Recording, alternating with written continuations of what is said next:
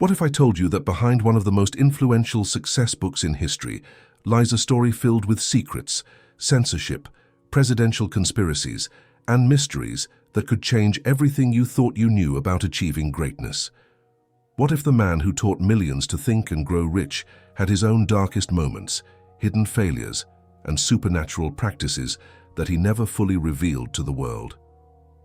Tonight, you're about to discover 7 extraordinary curiosities about Napoleon Hill that few people know, secrets so powerful they were once suppressed by political elites, so profound they shaped the minds of presidents, and so transformative they can revolutionize your understanding of what it truly means to succeed.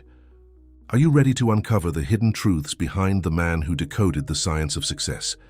Are you prepared to learn what really happened in those 20 years of research that gave birth to principles still transforming lives today? Before we embark on this incredible journey together, subscribe to this channel and activate the bell, because here we reveal the wisdom that transforms lives. This is knowledge that was meant to be shared, wisdom that was born from struggle, and secrets that can unlock doors you never knew existed. Chapter 1. The encounter that changed everything. Picture this. Pittsburgh, 1908. The steel mills are roaring, the city is covered in industrial smoke, and in a magnificent mansion overlooking the Monongahela River lives Andrew Carnegie, one of the richest, most powerful men who ever walked this earth. His wealth was legendary, his influence immeasurable, and his time more precious than gold itself. Into this world of titans and industrialists walks a young, unknown journalist named Napoleon Hill. 25 years old, ambitious, but unremarkable, carrying nothing but a notepad and an assignment to interview the steel magnate for a magazine article. Hill had no idea that this single encounter would reshape not only his destiny, but the lives of millions of people he would never meet. Carnegie, now in his 70s, had built an empire from nothing. Born in poverty in Scotland, he had become the embodiment of the American dream.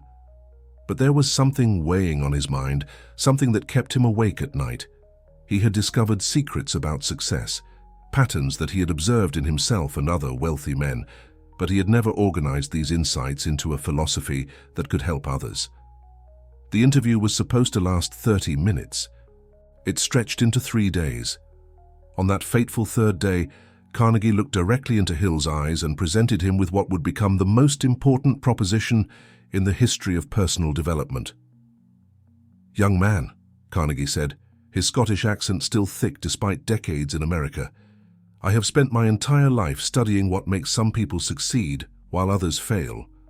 I have identified a philosophy of success that could change the world, but I need someone to spend the next 20 years interviewing successful people, documenting their methods, and organizing this knowledge into a coherent system." Here comes the part that will give you chills. Carnegie gave Hill exactly 60 seconds to decide. 1 minute. 60 ticking seconds to accept or reject a mission that would consume 2 decades of his life, with no guaranteed payment, no security, and no promise of success. Carnegie sat there with his pocket watch, timing the young man's response. Can you imagine that moment? The pressure, the fear, the voice in Hill's head screaming that this was madness. Here was an opportunity of a lifetime, but it demanded everything: his time, his financial security, his comfort, his predictable future. Most people would have asked for time to think, for guarantees, for contracts. But something inside Hill, some inner voice that he would later call his other self, whispered, "Say yes." With 29 seconds remaining, Napoleon Hill looked Andrew Carnegie in the eye and said, "Mr. Carnegie, I will undertake this mission, and you can depend upon me to carry it through to a successful completion." In that moment, with those words, the foundation was laid for what would become Think and Grow Rich, the book that would influence everyone from business leaders to presidents, from athletes to artists, from the wealthy to those still struggling to find their path.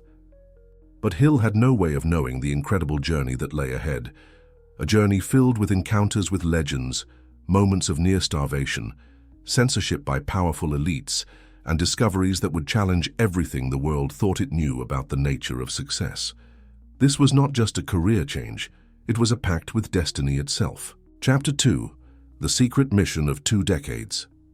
What followed that handshake with Carnegie was perhaps the most extraordinary research project in human history. For 20 long years, Napoleon Hill embarked on a mission that would take him from the boardrooms of industrial titans to the laboratories of brilliant inventors, from the offices of presidents to the studios of Hollywood pioneers. Imagine the dedication required. 2 decades without a guaranteed salary, without the security of a traditional job, without knowing if this massive investment of time would ever pay off. Hill was essentially betting his entire life on the belief that he could uncover and systematize the secrets of human achievement. His first major interview was with Henry Ford, the man who had revolutionized not just the automobile industry, but the very concept of mass production. Ford was known for his eccentricity, his strong opinions, and his reluctance to share his methods. But when Hill mentioned Carnegie's name and explained his mission, something magical happened. Ford opened up in ways he never had before. "Most people think success is about having a better idea," Ford told Hill during their lengthy conversations. "But ideas are worthless unless you have the persistence to turn them into reality. I failed more times than most people even try." This conversation planted the seed for what would become Hill's principle of persistence, one of the most crucial elements in his final philosophy. Then came Thomas Edison, the Wizard of Menlo Park himself. Edison had failed over 1,000 times before successfully creating the light bulb, and Hill was fascinated by the inventor's relationship with failure. During their interviews, Edison revealed something profound. "I never failed 1,000 times creating the light bulb. I discovered 1,000 ways that didn't work. Each failure brought me closer to the solution." This mindset shift would later become central to Hill's teachings about turning setbacks into comebacks, about seeing obstacles as opportunities in disguise. But Edison shared something even more intriguing with Hill. He spoke about his practice of sitting in the silence, moments of meditation where solutions would come to him as if from another realm. This conversation would profoundly influence Hill's later theories about tapping into infinite intelligence. The interviews continued, year after year. Alexander Graham Bell shared insights about the power of organized thinking and the importance of surrounding yourself with people who complement your weaknesses. John D. Rockefeller, despite his reputation for ruthlessness in business, revealed his deep commitment to giving back and his belief that true wealth comes from service to others. But perhaps the most transformative interview came with Theodore Roosevelt. The former president spoke passionately about the power of burning bridges, about committing so completely to a goal that failure becomes impossible because retreat is not an option. "When you burn your boats," Roosevelt told Hill, "you find a way to swim to shore or you build new boats from the wreckage." These weren't just casual conversations. Hill conducted in-depth interviews, sometimes lasting weeks, with over 500 successful individuals. He analyzed their habits, their decision-making processes, their failures and recoveries, their mental attitudes and daily routines. He was essentially reverse engineering success itself. During these 20 years, Hill faced moments of crushing doubt. There were times when he had no money for food, when creditors were knocking at his door, when friends and family urged him to abandon this seemingly impossible project and get a real job. His first marriage ended partially because of the financial strain and uncertainty his mission created, but something sustained him through these dark periods, the knowledge that he was accumulating wisdom that could transform millions of lives. Every interview revealed new patterns, new principles, new insights into what separates those who achieve their dreams from those who merely dream. By 1928, after 20 years of research, Hill had filled thousands of pages with notes, insights, and revelations. He had discovered what he believed were the fundamental laws governing human achievement. But when he finally sat down to organize this material into his first book, he had no idea that his greatest challenges were just beginning. Chapter 3. The Book They Tried to Silence. In 1928, Napoleon Hill finally completed his magnum opus, an 8-volume set called The Law of Success. This wasn't just a book, it was an encyclopedia of human achievement containing every secret, every principle, every insight he had gathered during his 20-year odyssey through the minds of America's most successful individuals. But something unprecedented happened when Hill tried to publish this work. Powerful people, very powerful people, didn't want these secrets to become public knowledge. Think about it. Hill had interviewed the most influential men in America. He had gained access to their private thoughts, their methods, their strategies for accumulating wealth and power. Some of these men had built monopolies, controlled entire industries, influenced government policies. They had shared their secrets with Hill under the assumption that this knowledge would remain academic, theoretical. But Hill had done something revolutionary. He had systematized their methods into teachable principles that anyone could apply. For the first time in history, the secrets of the wealthy elite were being packaged for mass consumption. This terrified certain circles of power. The pushback was swift and intense. Publishers were pressured not to publish the complete work. Distributors were discouraged from carrying it. Bookstores were warned against promoting it. Behind closed doors, there were whispers that Hill's philosophy was too revolutionary, that it would upset the established order, that it might give ordinary people too much power. Some of the men Hill had interviewed began distancing themselves from the project. They realized that once their methods became widely known, their competitive advantages would disappear.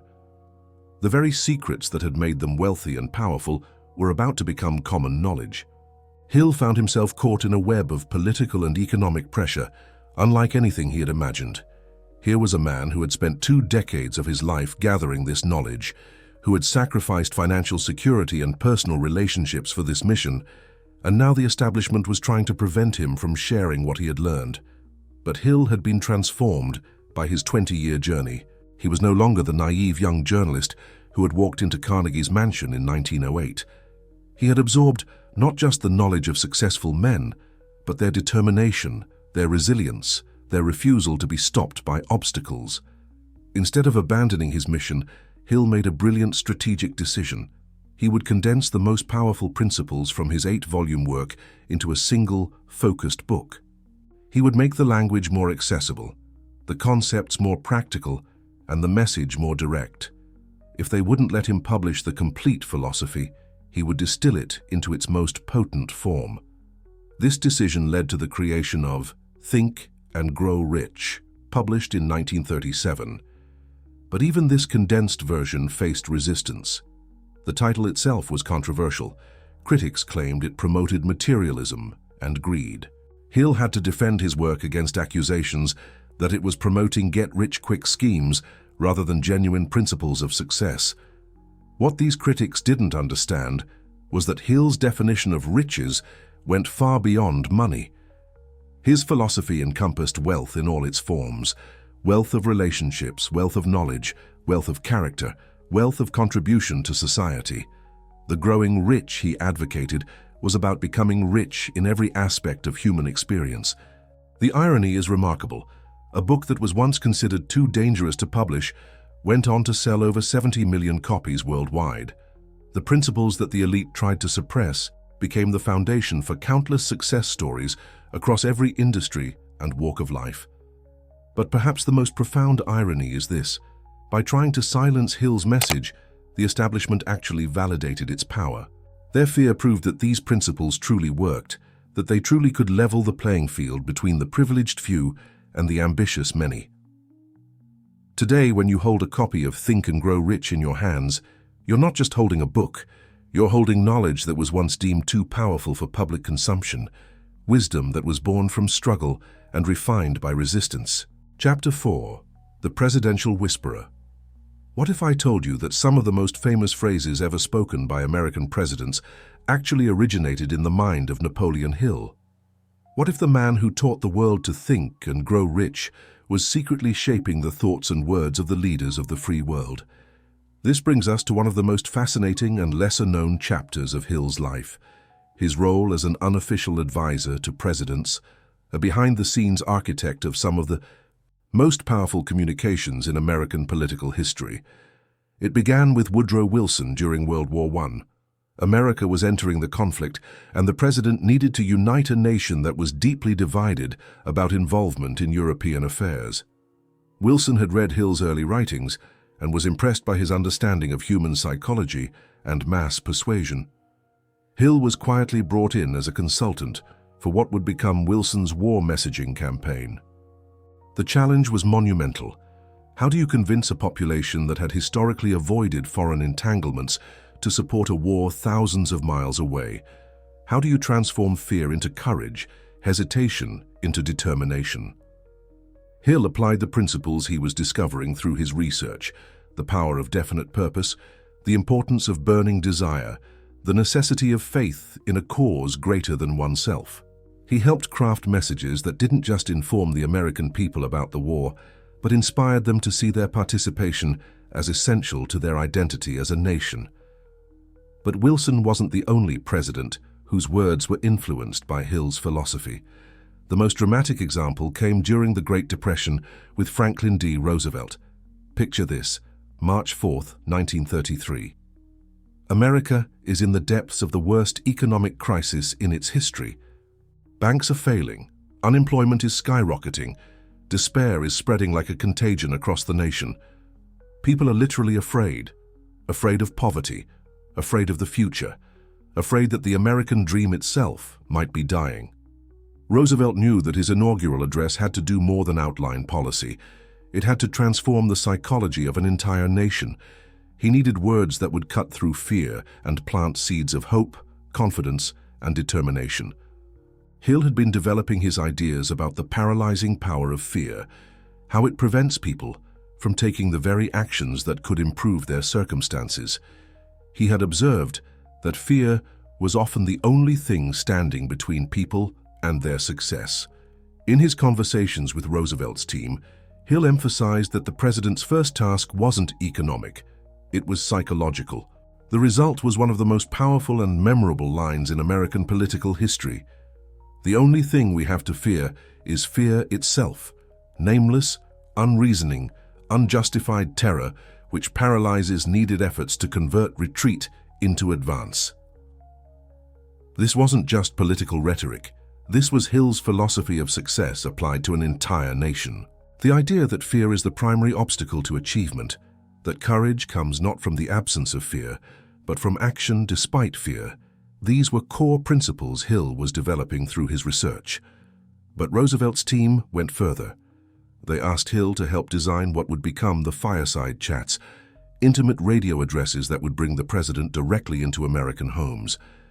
Hill understood that true influence comes not from speaking to masses, but from making each individual feel personally understood and inspired. The format of these chats, conversational, warm, filled with stories and analogies that ordinary people could relate to, reflected Hill's growing understanding of how to communicate complex ideas in ways that motivate action rather than just intellectual understanding. Hill's influence extended beyond mere speechwriting. He helped these administrations understand how to use what he was beginning to call autosuggestion, the practice of deliberately programming the subconscious mind through repetition of positive, definite statements. The constant repetition of themes like American resilience, the power of united effort, and the inevitability of recovery weren't accidental. They were carefully designed to reprogram the national psyche.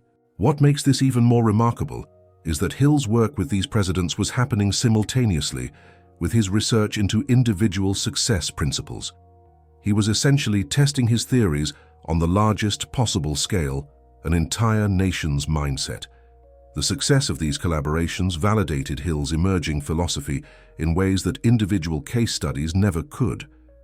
When millions of Americans began to shift from despair to hope, from paralysis to action, Hill saw proof that his principles worked not just for business success, but for transforming human consciousness itself.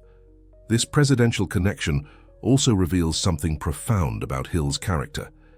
Despite having access to the highest levels of political power, despite opportunities to leverage these relationships for personal gain, Hill remained focused on his original mission. He was more interested in understanding and teaching principles of success than in becoming wealthy or famous himself. Chapter 5. When Success Turns to Ashes. But here's what they don't teach you in business schools, what the motivational speakers rarely mention, what even Hill himself was reluctant to discuss openly. The man who taught the world how to achieve success experienced some of the most spectacular failures imaginable. If you think Napoleon Hill's journey was a straight line from Carnegie's mansion to best-selling author, you're about to discover how wrong that assumption is. The truth is far more complex, far more human, and ultimately far more inspiring than the sanitized version most people know. Let's start with 1929, the year after Hill published The Law of Success. Just as his philosophy was beginning to gain recognition, the stock market crashed, plunging America into the Great Depression. Hill, like millions of others, lost nearly everything. But his losses were particularly devastating because he had invested heavily in businesses that were supposed to demonstrate his success principles in action. One of these ventures was a magazine called Hill's Golden Rule. Hill had envisioned it as a publication that would spread success principles while generating income to support his research and writing. He poured his savings, his time, and his reputation into this project. When it failed catastrophically, Hill didn't just lose money, he lost credibility. Critics pointed to the magazine's failure as evidence that Hill's success principles didn't work, that he couldn't even apply his own teachings to his own ventures. But the failures went deeper. Hill had entered into several business partnerships with men who seemed to share his vision, but were actually using his name and reputation for their own schemes. In one particularly painful episode, Hill discovered that a business partner had been embezzling money from their joint ventures while Hill was traveling and conducting interviews. The betrayal wasn't just financial, it was personal, a violation of the trust and faith that were central to Hill's philosophy. There was a period around 1933 when Hill was essentially broke. The man who preached about thinking and growing rich was sleeping in cheap hotels, wondering where his next meal would come from. He had spent over 2 decades researching success, but success seemed to be eluding him at every turn. The psychological impact was devastating. Hill began to question everything, his mission, his principles, even his sanity. Had he wasted the best years of his life chasing an illusion? Were the success principles he had discovered actually worthless? Had Carnegie somehow played a cruel joke on that young journalist back in 1908? During this dark period, Hill experienced what he would later describe as the dark night of the soul. There were nights when he seriously considered abandoning his mission entirely, getting a regular job and trying to rebuild a conventional life. The weight of 2 decades of sacrifice, combined with the immediate pressure of financial ruin, created a perfect storm of despair. But it was during this lowest point that Hill discovered something crucial about the nature of failure and success.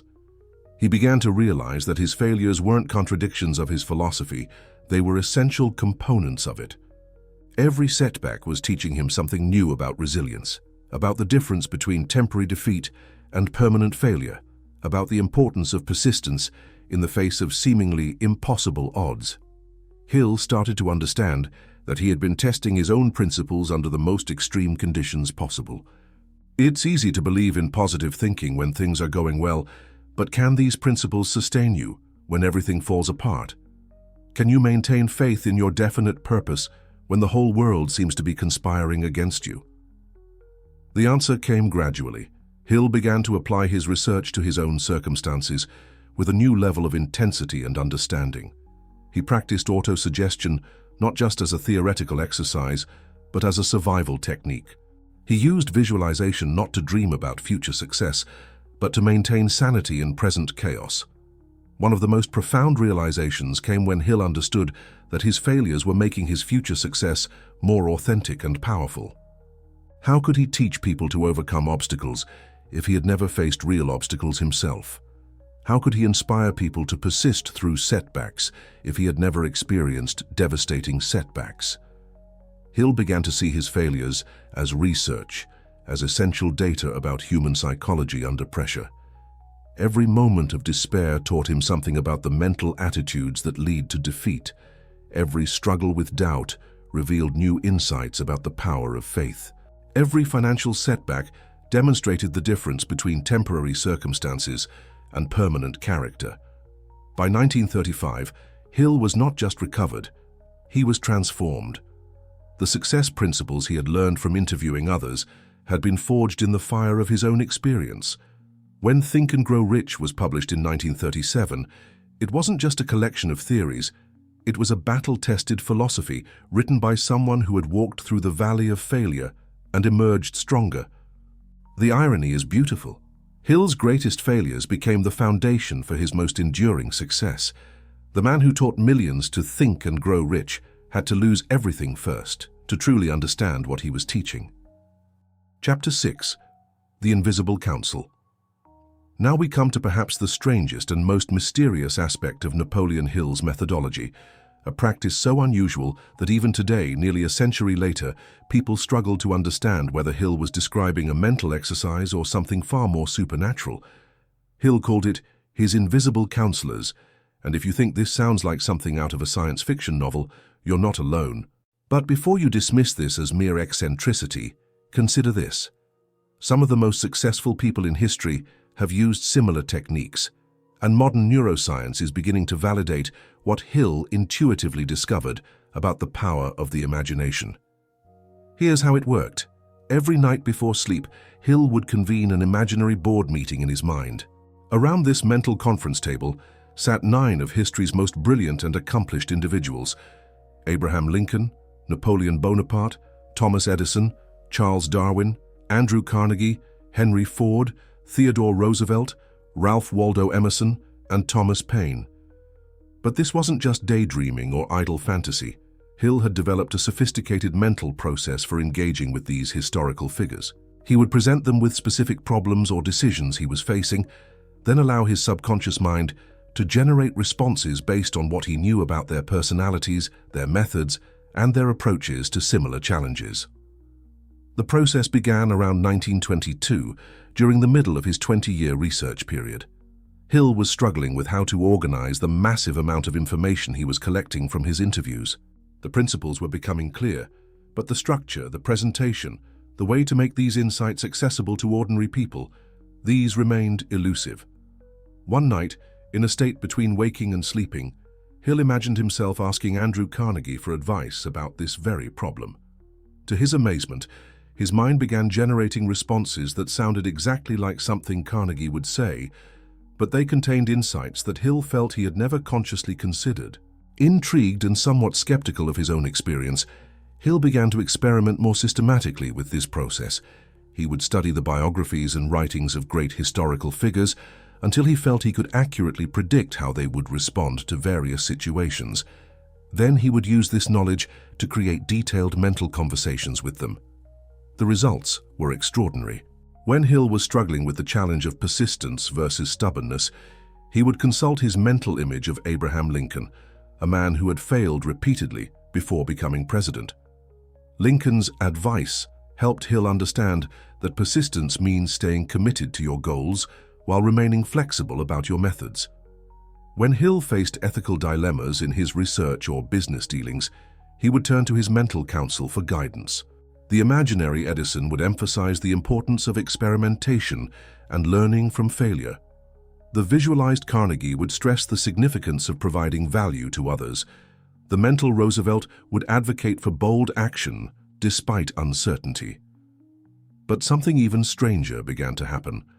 After months of these nightly sessions, Hill reported that the personalities of his invisible counselors began to develop beyond what he had consciously programmed into them. They started offering advice that surprised him, insights that seemed to come from beyond his conscious knowledge of their historical records. Hill was careful to clarify that he didn't believe he was actually communicating with the spirits of dead historical figures. He understood that these were products of his own subconscious mind, but he also recognized that his subconscious was capable of making connections and generating insights that his conscious mind couldn't achieve through logical analysis alone. Modern psychology has validated much of what Hill discovered through his invisible counselor's technique. We now understand that the subconscious mind processes information differently than the conscious mind, often arriving at solutions through pattern recognition and intuitive leaps that bypass linear reasoning. The technique Hill was using is similar to what psychologists now call perspective taking, or mental simulation. By imagining how successful people would approach his challenges, Hill was accessing different mental frameworks and problem-solving strategies. He was essentially expanding his own cognitive repertoire by borrowing the thinking patterns of history's greatest achievers. But there was another dimension to Hill's practice that makes it even more powerful. By regularly engaging in these imaginary conversations, Hill was programming his subconscious mind with the values, attitudes, and mental habits of exceptional people. He was literally rewiring his brain to think more like Lincoln, more like Edison, more like Carnegie. This practice influenced every aspect of Hill's work. The insights that emerged from his invisible counselor sessions helped shape the structure of Think and Grow Rich. The principles he outlined weren't just based on his interviews with living, successful people. They were refined through imaginary consultations with the greatest minds in history. Hill's invisible counselors also served another crucial function. They provided him with inner strength during his darkest moments. When he was facing financial ruin, criticism, or self-doubt, he could turn to his mental counsel for encouragement and guidance. These imaginary figures became a source of wisdom, courage, and perspective that helped him persist through challenges that might have defeated someone relying only on their own resources. Today, variations of Hill's invisible counselor's technique are used by athletes who visualize conversations with their heroes, by business leaders who imagine how great entrepreneurs would handle their challenges, and by artists who channel the creative spirits of masters in their fields. Chapter 7. The Final Revelation. As Napoleon Hill entered the final decades of his life, something remarkable happened. The man who had spent 40 years studying the mechanics of material success began to discover something far more profound, a hidden dimension to achievement that transcended money, fame, or conventional definitions of wealth.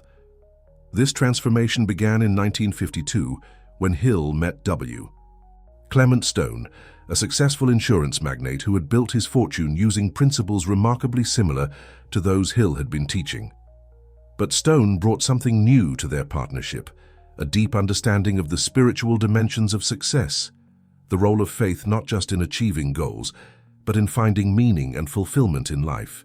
Together, Hill and Stone founded Success Unlimited, a magazine and educational company dedicated to spreading success principles to a broader audience. But this wasn't just a business venture, it was Hill's opportunity to refine and deepen his philosophy based on 5 decades of observation and experience. During this period, Hill began receiving thousands of letters from readers of Think and Grow Rich. What he discovered in these letters changed his understanding of his own work.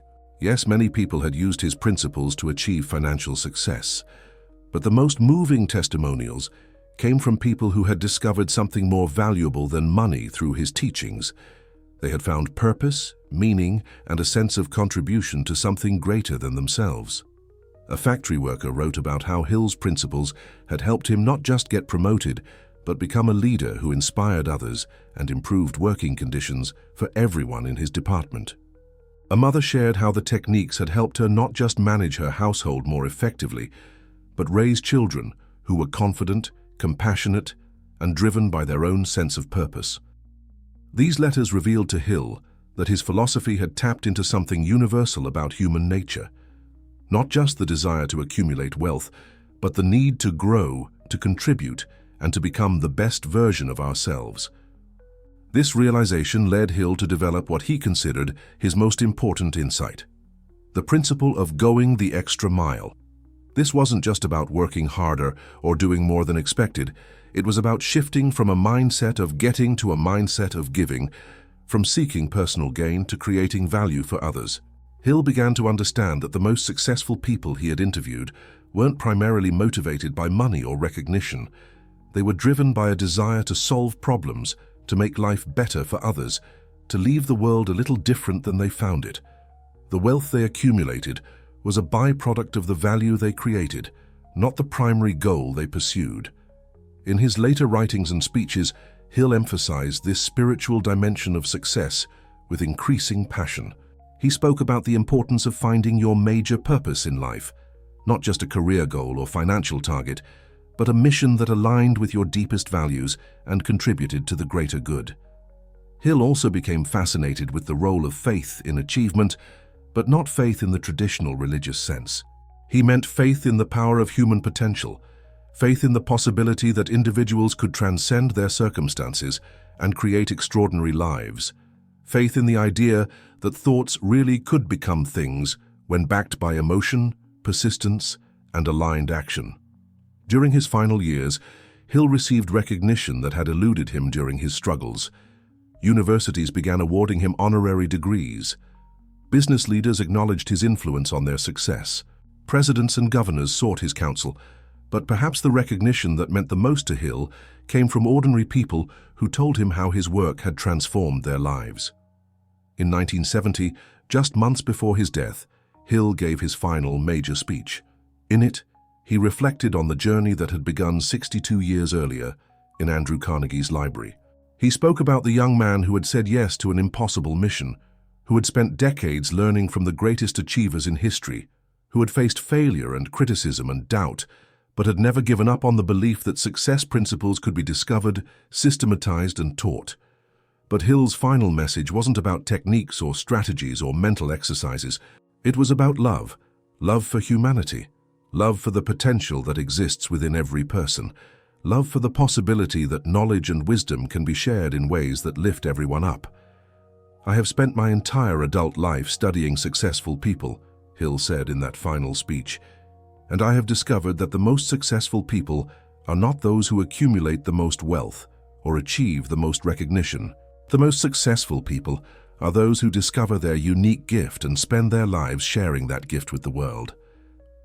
Hill passed away in 1970 at the age of 87, but his influence continues to grow. Think and Grow Rich has never gone out of print and continues to sell hundreds of thousands of copies every year. His principles have influenced everyone from business leaders to athletes, from artists to politicians, from struggling individuals looking for hope to successful people seeking even greater achievement. But perhaps Hill's greatest legacy isn't his books or his fame or his influence. It's the proof he provided that one person, armed with persistence, faith, and a commitment to serving others, can indeed change the world. And so we reach the end of our journey through the hidden life of Napoleon Hill, a journey that began with a young journalist accepting an impossible mission and ended with an old man reflecting on a lifetime dedicated to unlocking the secrets of human achievement. But this isn't really the end, is it? Because every ending is also a beginning. Every revelation creates new possibilities. Every secret uncovered opens doors that were previously invisible. Think about what you've discovered today. You've learned about a man who spent 60 seconds making a decision that changed not just his life, but the lives of millions. You've seen how 20 years of dedication, research, and sacrifice can create knowledge that transforms the world. You've witnessed how powerful interest tried to suppress wisdom that threatened their control, and how that very suppression validated the power of what they feared. You've discovered how presidents and world leaders secretly drew upon principles of success to shape nations and inspire populations. You've seen how devastating failures can become the foundation for unprecedented success, how the darkest moments can teach the most valuable lessons. You've learned about techniques so unusual they seem supernatural, yet so effective they've influenced generations of achievers. And you've witnessed how a lifetime spent studying material success ultimately revealed spiritual truths about purpose, service, and the power of human potential. But here's the question that matters most. What will you do with this knowledge? Napoleon Hill faced censorship, bankruptcy, betrayal, and criticism, but he never stopped believing that success principles could be discovered and shared. He endured 20 years of uncertainty to create work that has influenced millions for nearly a century. He transformed his darkest failures into his most powerful teachings. If Hill could persist through all of that, if he could maintain faith in his mission despite every obstacle, what's stopping you from writing your own story of success? You have advantages that Hill never had. You have access to his completed philosophy instead of having to discover it through decades of research. You have technologies and opportunities that didn't exist in his era. You have the accumulated wisdom of everyone who has applied his principles successfully over the past 90 years. But most importantly, you have the same thing Hill had when he sat in Carnegie's library in 1908. A choice. You can choose to let these secrets inspire you to action, or you can let them remain interesting stories that you heard once on YouTube. You can choose to apply these principles to your own life and circumstances, or you can assume they work for other people, but not for you. The truth is, Everything Hill discovered, everything he taught, everything he proved possible, it all comes down to decisions. The decision to think differently, the decision to persist when others quit, the decision to maintain faith when circumstances suggest despair, the decision to give more than you receive, the decision to serve something greater than yourself. Right now, in this moment, you're facing your own 60-second decision, not about accepting a mission from Andrew Carnegie, but about accepting the mission that life has presented to you. The mission to become the person you're capable of becoming. The mission to contribute something valuable to the world. The mission to prove that success principles work not just in books and speeches, but in real life, in your life. Napoleon Hill spent his entire adult life proving that thoughts become things when they're backed by faith, persistence, and aligned action. He proved that ordinary people can achieve extraordinary results when they apply success principles consistently. He proved that the only thing limiting human potential is the willingness to dream big, plan carefully, and act boldly. Now it's your turn to prove the same thing. If this story has touched you, if these secrets have awakened something inside you, if you feel ready to apply Hill's timeless principles to your own modern challenges, then subscribe to this channel now. Leave a comment sharing which of these 7 curiosities surprised you most and how you plan to apply what you've learned. Share this video with someone who needs to hear these secrets, because together we can create a generation that truly thinks and grows rich in every sense of the word. Rich in purpose, rich in contribution, rich in the satisfaction that comes from becoming all that we're capable of becoming. The secrets are no longer secret. The wisdom is no longer hidden. The only question that remains is, what will you do with what you now know?